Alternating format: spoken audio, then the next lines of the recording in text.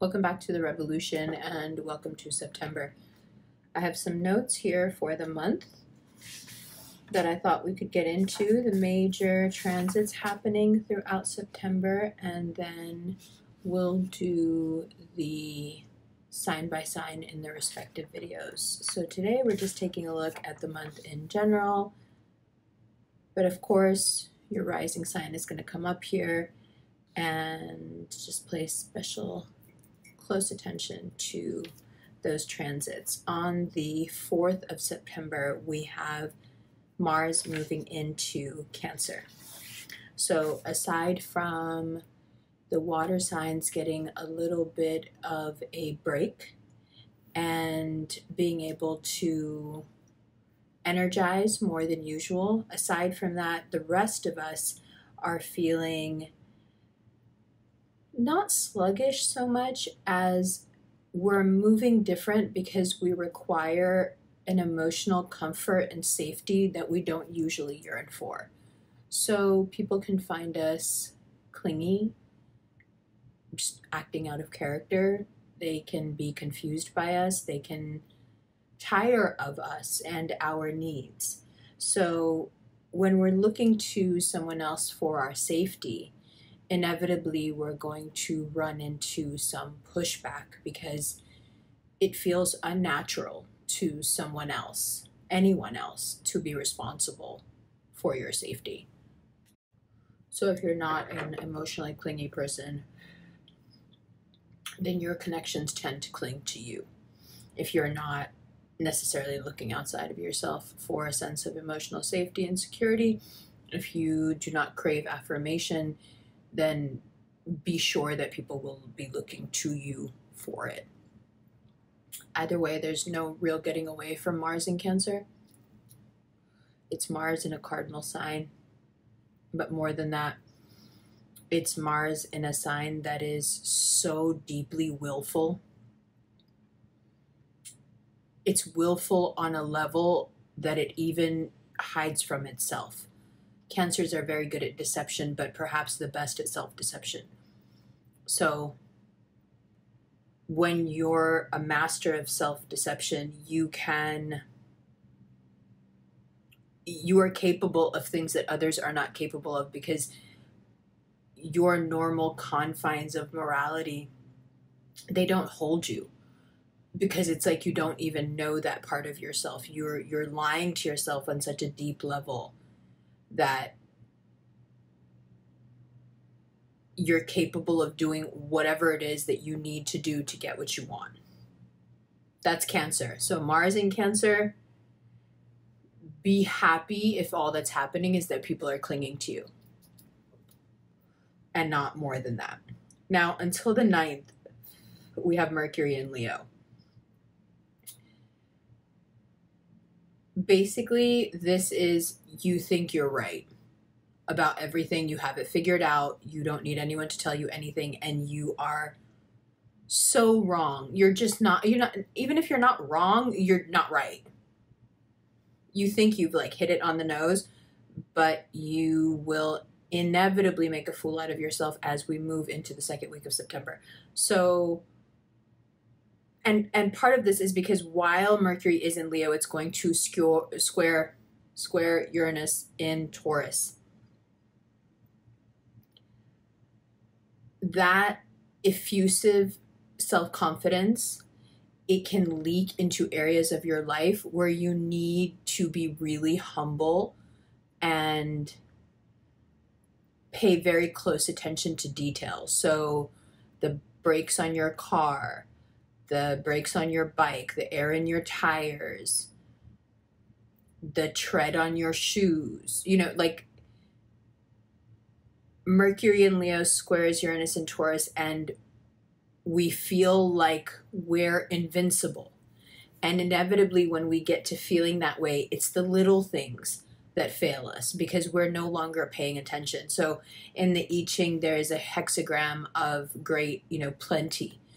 And in one of the changing lines, it says, in times of abundance and plenty, it's easy for the city walls to start to deteriorate which is the first sign of impending failure, and fall of empire, even though that may sound hyperbolic, but it's not. It's not exaggerated. It's those first little signs of decay that happen at the height of great abundance that later lead to ruin, because what it implies is that there is no longer a sense of due diligence, because abundance has become, so it's proliferated everywhere. So now the little things are not that corners are being cut, they're just not being remembered. For some reason, actually, I know exactly why. This makes me think of the Japanese rail system, where the rail is checked by hand every day. It's the commitment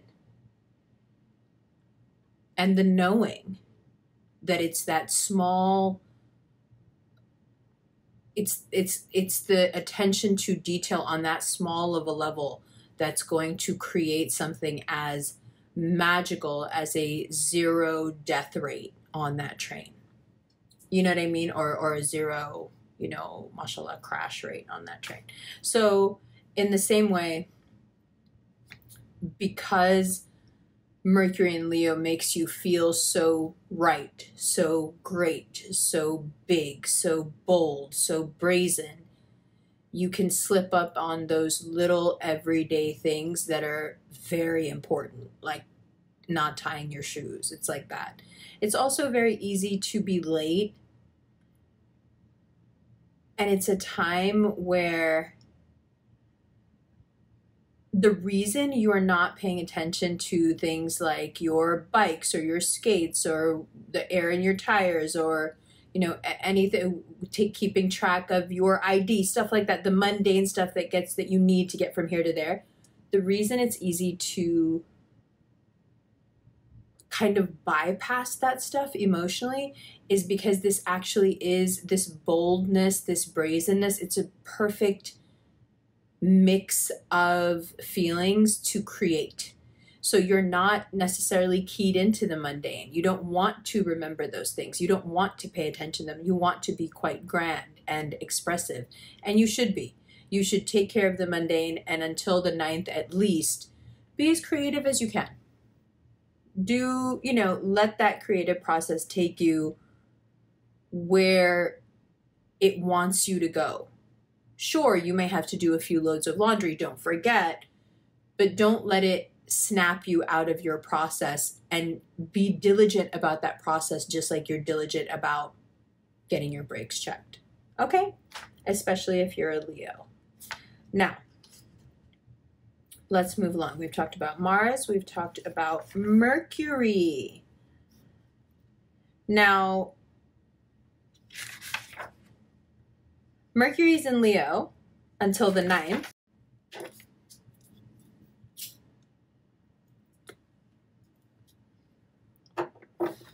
On the 9th, Mercury will leave Leo and enter Virgo. So,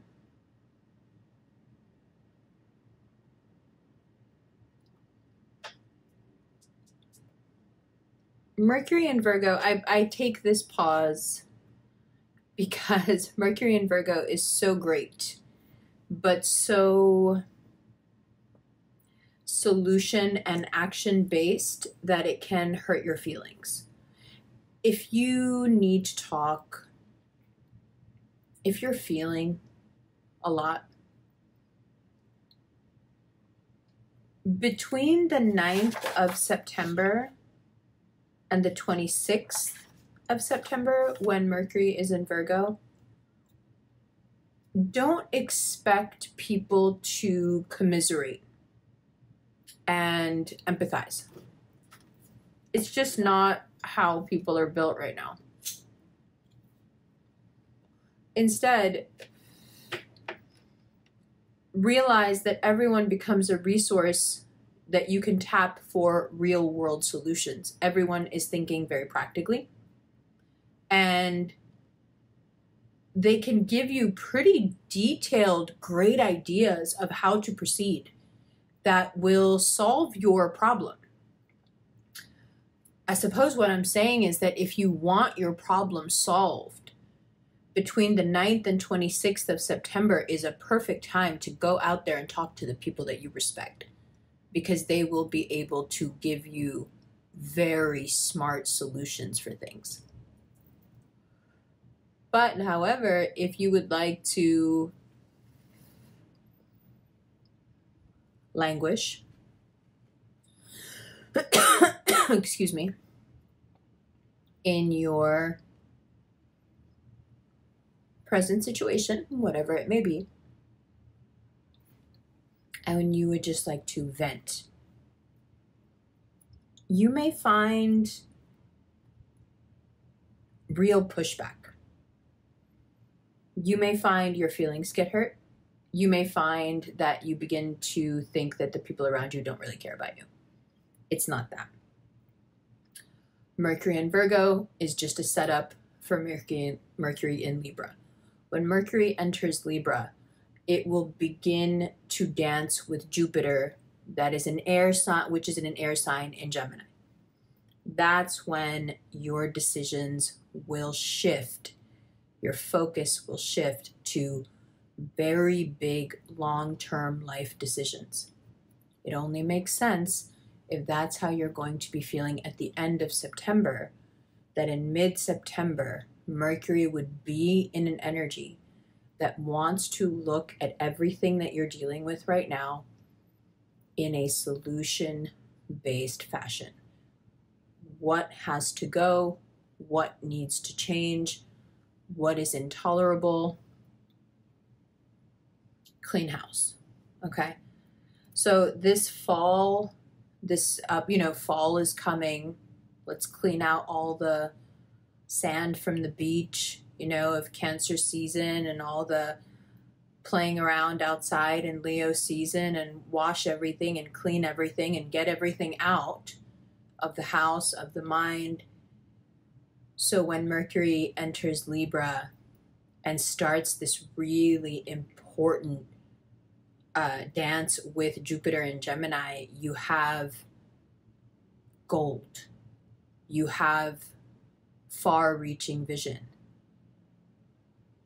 You can really get a lot done. But if you're already feeling like you're like, okay, I'm doing it, then you see the next step that maybe you haven't even thought about yet. But Jupiter's so good at that. It's like, good, don't get comfortable. This is wonderful, but don't get comfortable. We're leaving again. So Mercury will zip into Libra on the 26th, and we have some, decisions to make. We have some big decisions to make. We also have, because Jupiter is in Gemini, we have a Jupiter-Saturn square. Saturn's in Pisces coming up as well. And this is all, again, about these big dreams, these big aspirations.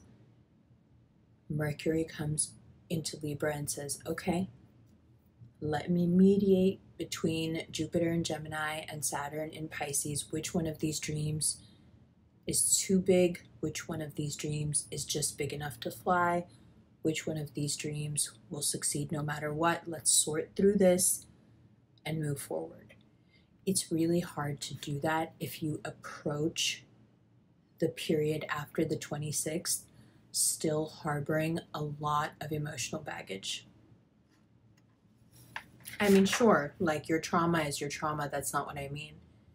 But when we externalize our trauma as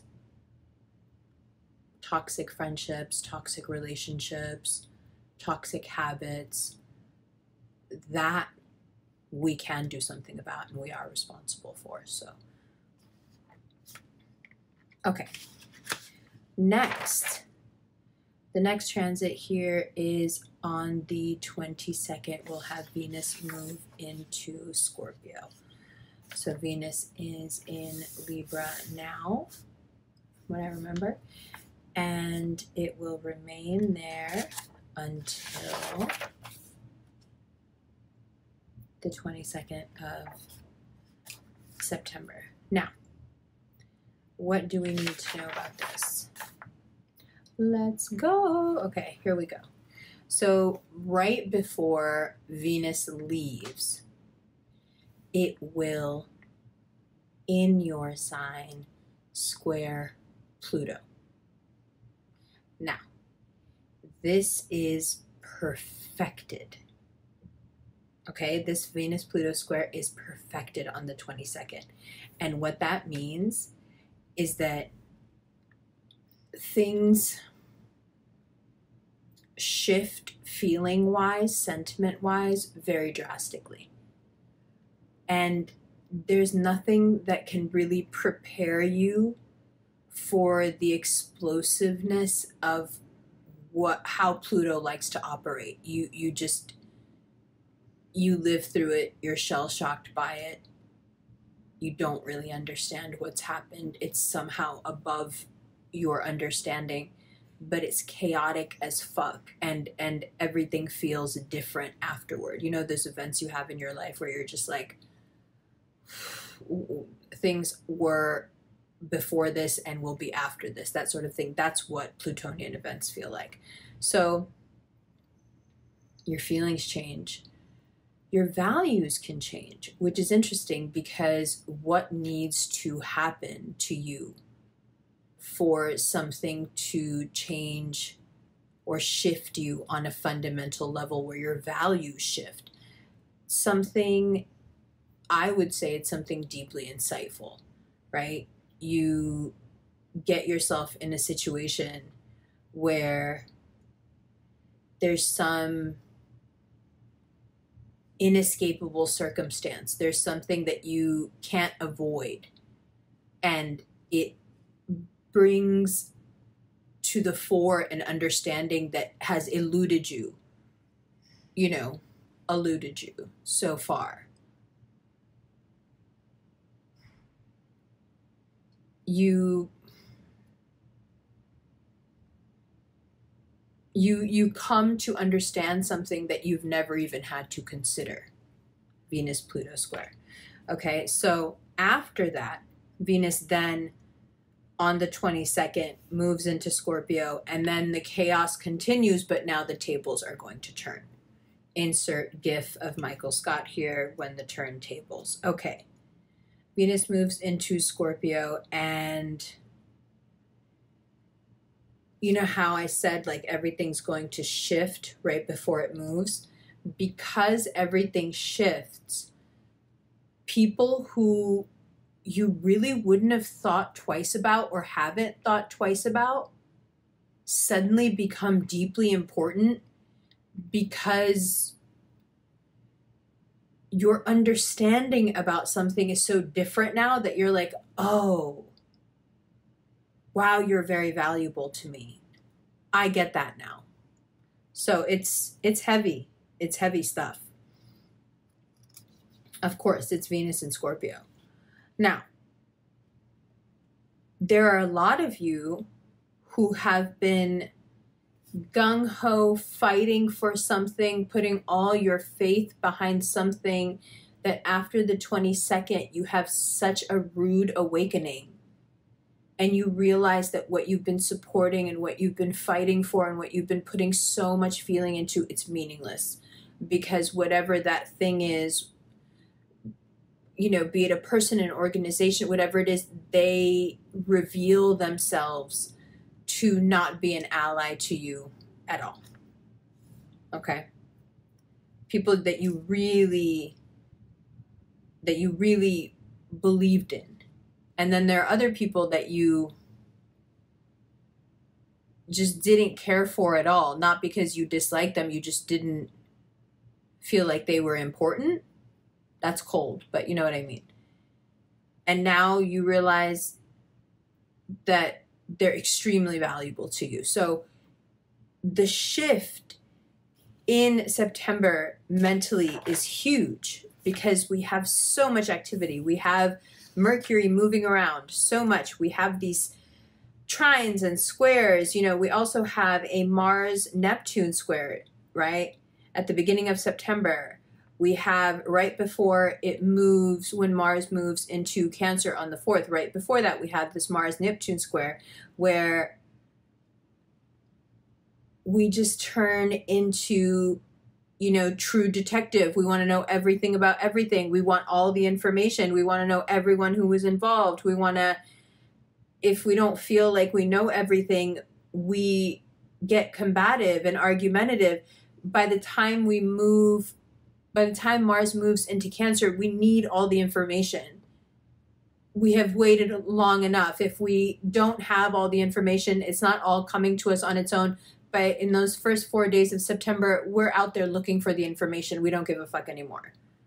Okay, we need to know what we need to know. Because we're going to have to do something with that in Mars and Cancer. So we need, you know, those last few days, Mars-Neptune square is like, I am drawing a square around this. Tell me everything you know about this. Okay.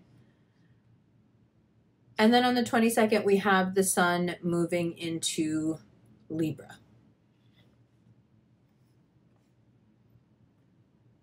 The Sun will be in Libra right as Venus moves into Scorpio, and Jupiter will be in Gemini for most of September. Venus will be in Libra for most of September.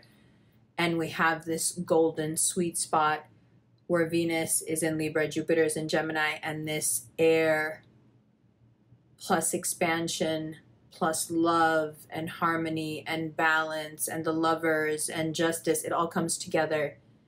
And it's a time where we can not just be really creative, but the socialization, we are so socialized at this time. We are so happy to be around other people and to learn and connect and fall in love and become friends. And, you know, we're expansive. We meet new people, not just lovers, not just potential lovers, not just business contacts. We're meeting people. We're just meeting.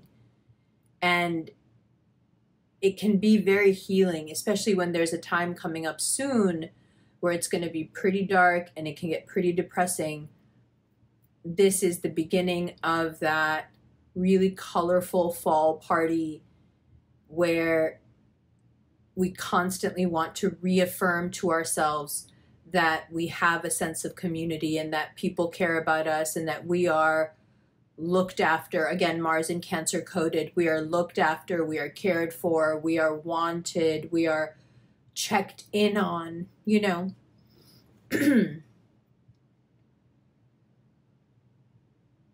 Checked in on probably being one of the most poignant there.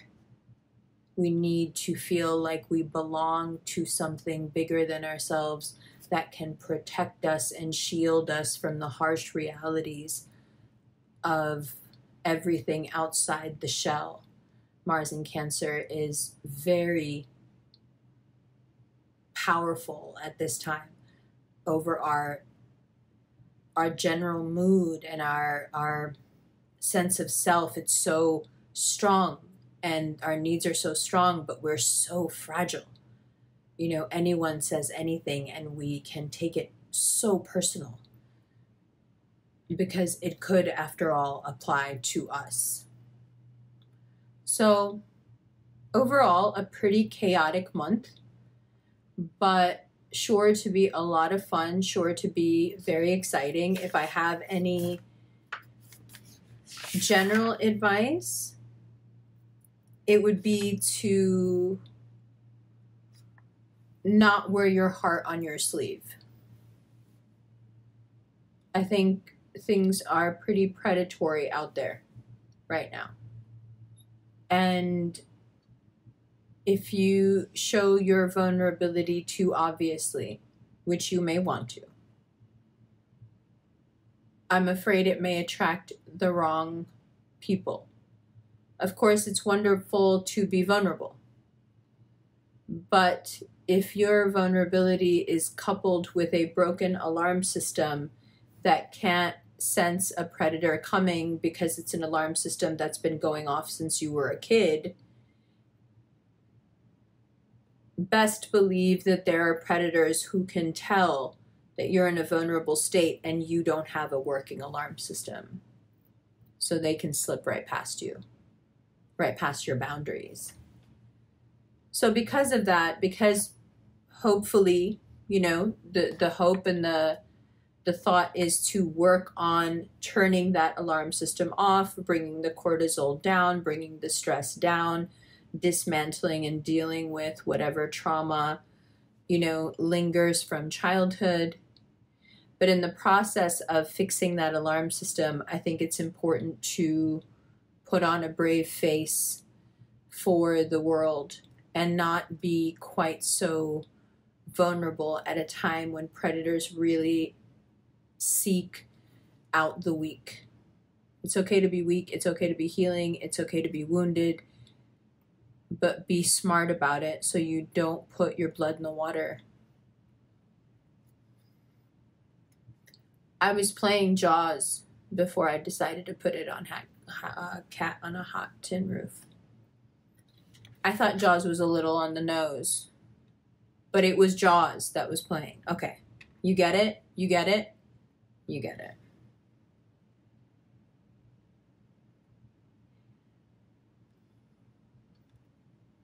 The reason, I'll say one more thing. The reason that this is a season where people can sense that you're weak is because it's a healing season. And if we lived in a perfect world, it would be a season where people could sense your weaknesses and apply a healing balm or a helping hand in those areas. Unfortunately, the healing is pretty much gone, but our ability to sense each other's weak points and vulnerabilities remains. And so that's why I'm saying you can be as sensitive as you want, but tough exterior is a good idea. All right. I love you. Happy September. I'll see you in a month.